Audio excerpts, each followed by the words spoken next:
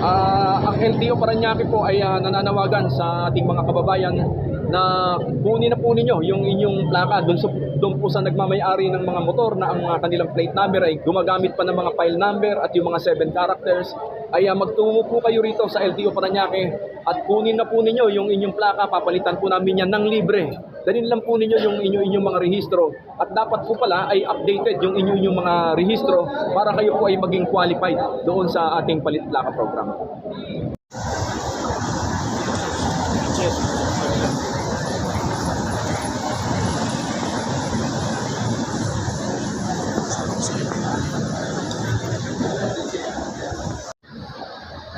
Sir Pasqua.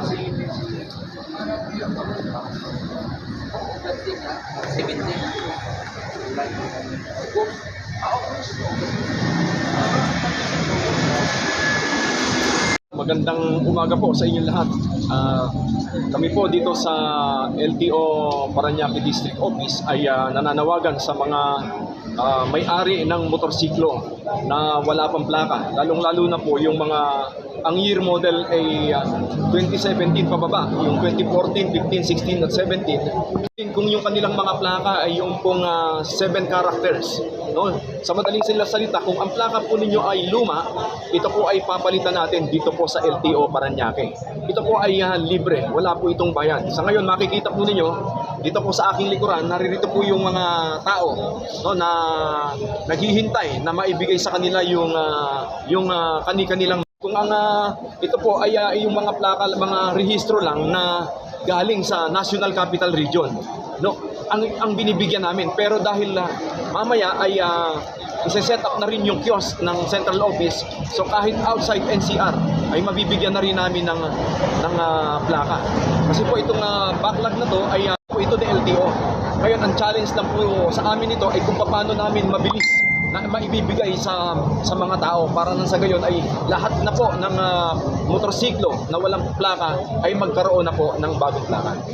Ating lungsod, pwede ba sila magpunta rito para kunin yung paano lang malalaman na nandito yung plaka nila? Opo, kung ang file number po nila ay nagsisimula sa 1301, yan po ay automatic na issue ng NCR. Kaso kahit na taga-Pasay ka, hindi ka kumuha dito sa amin as long as actually kahit na saan na, kahit na taga sa Cebu pa nirehistro yung sasakyan mo, pwede na yan dito sa Parañaque sapagkat nandito nga ngayon yung central office na pwedeng magbigay ng plaka sa kanila.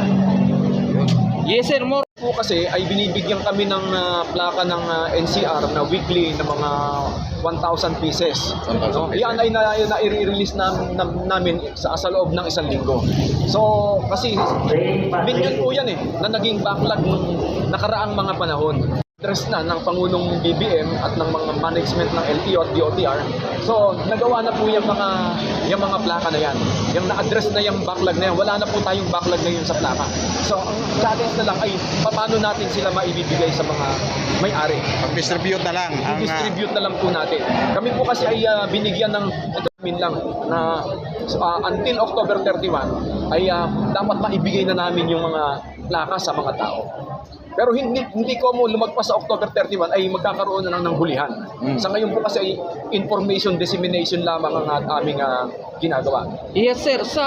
Nung nakaraang linggo po ay nagtungo po ako sa tanggapan ng ating butihing mayor, si Mayor Edwin Olivares. Ako po ay nakipag-coordinate sa kanya, gumawa po ako ng sulat at ng request na sana ay matulungan kami, humingi kami ng assistance para maibaba sa mga constituents niya, sa mga taga Parañaque, na available na po yung mga plaka nila dito. At gagawa siya ng sulat sa kanyang mga department heads para malaman na nandirito na yung plaka ng mga plaka ng mga motor. At gayon din po, nagpunta kami dito kay Sir Haplos na presidente ng Liga ng mga barangay dito sa Parañaque.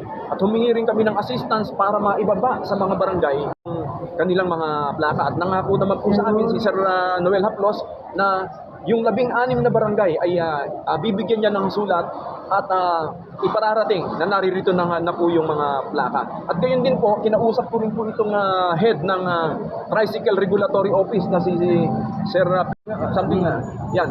Nagpag-usap ako kasi po yung mga tricycle kasama din po yon sa papalitan natin ng ng plaka. Marami pong tricycle dito. Sabi po ni Mayor Edwin, kung hindi natatandaan ko, nasa 4,000 yata yung mga TODA members dito sa Parañaque. So, Mahigit sir, mga 14 siguro. yung mga Approximately, sir, sa loob ng isang linggo, ilan ba ang nadidistribute natin mga plaka doon sa mga...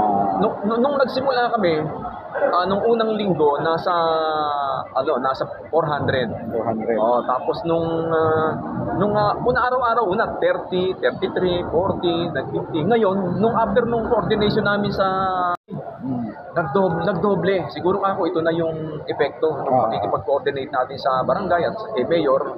Kaya ina-expect pa namin yan, no, na in the coming days na mas dadami pa.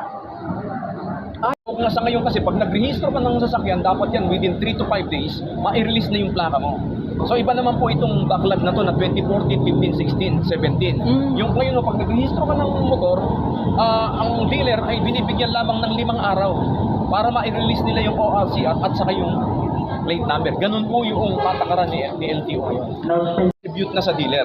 Ngayon, kung hindi pa na ibibigay ni dealer yung plaka, baka nasa central office o kaya baka yung dealer nagsara, ibinalik yung plaka sa central office. Hindi po siya part ng backlog, hahanapin lang po kung nasaan yung plaka at makikita po natin yan sa LTO website, doon sa LTO plate tracker.